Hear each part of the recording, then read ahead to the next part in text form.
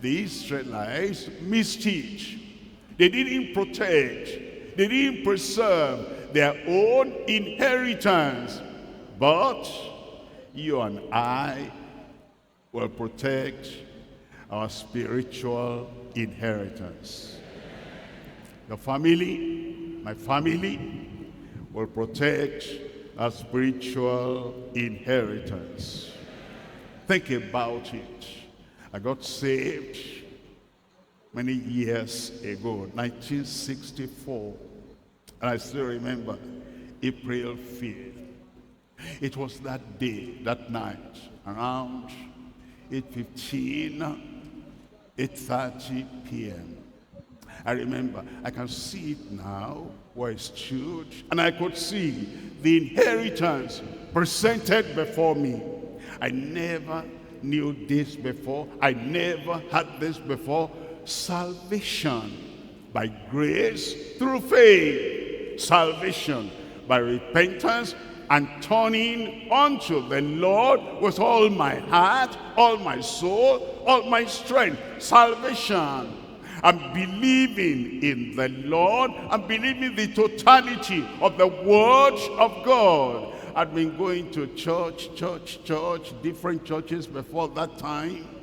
I've been reading some little parts of the Bible before that time. But that night, it came to me, the inheritance I could have, salvation. And I thank God that day I repented and believed on the Lord Jesus Christ, and I had the witness of the Holy Spirit in my heart. Born again.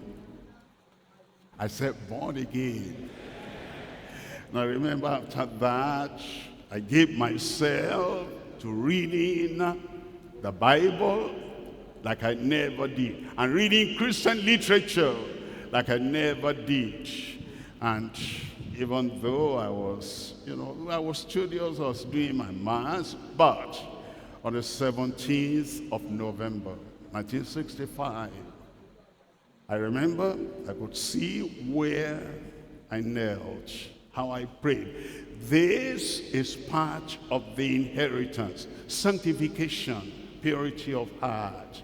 Nobody goaded me, nobody forced me, nobody pushed me. I knew. Follow peace with all men, and holiness, without which no man shall see the Lord. And I prayed, I consecrated the best I knew how. He sanctified me. And I remember October 23rd, 1974, I was far away from Nigeria here. I was sent by the university that I went to Chelsea College, an affiliate of the University of London, to study mass education. But I remember my heart was panting and my mind was drawn to the power of the Holy Ghost. You shall receive power after that the Holy Ghost has come upon you, and ye shall be witnesses unto me both in Jerusalem, all Judea, Samaria, unto the uttermost part of the earth. And the only thing I was passionate for, this part of the inheritance. And the Lord filled me, baptized me, dipped me into the Holy Ghost. And since that time, life has never been the same. The Lord will do it for you. My point is, from that time until this time, preserving, protecting the inheritance that I had with the gifts of the Spirit, and with total commitment to the whole revelation of the Word of God. Many things have happened. Much water has passed under the bridge, but I didn't allow the storms, the suffering, the enemies of righteousness And the people that will take the inheritance away, and it allow them, thank God till today, I have preserved that inheritance. I pass it on to you.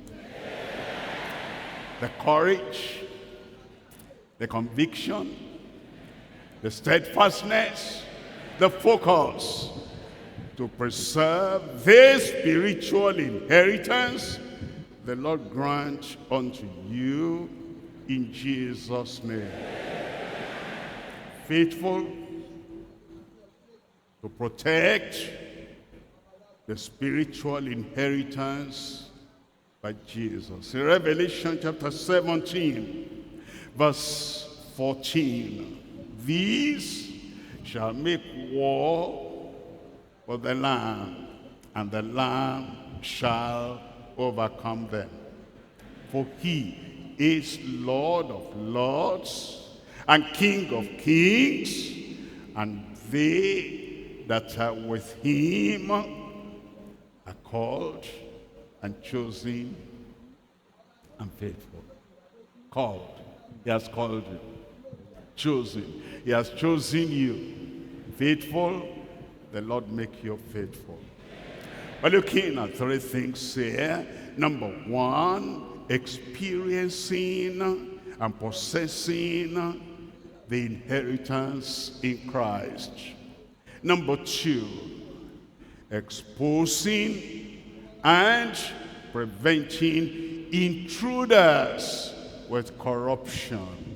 Number three, expounding and preaching the incorruptible word in its completeness. Therefore, Jesus also, that he might sanctify the people with his own blood, suffered without the gate. Sanctification. Jesus provided that. And it says how we're going to have it in verse 13. Verse 13, it says, let us go forth, therefore, unto him outside the camp, without the camp, bearing his reproach. Verse 14, in verse 14, for here have we no continuing city, but will seek one to come. And if we're going to get to that city, the one to come, the new Jerusalem, we must have sanctification. Then in Acts chapter 1, reading from verse 4, talks about salvation, our inheritance, sanctification, our inheritance provided by Christ, and now the baptism in the Holy Ghost. Acts 1 verse 4, and being assembled together with them, he commanded them that they should not depart from Jerusalem, but wait for the promise of the Father, which saith he, ye have heard of me. Look at verse 5.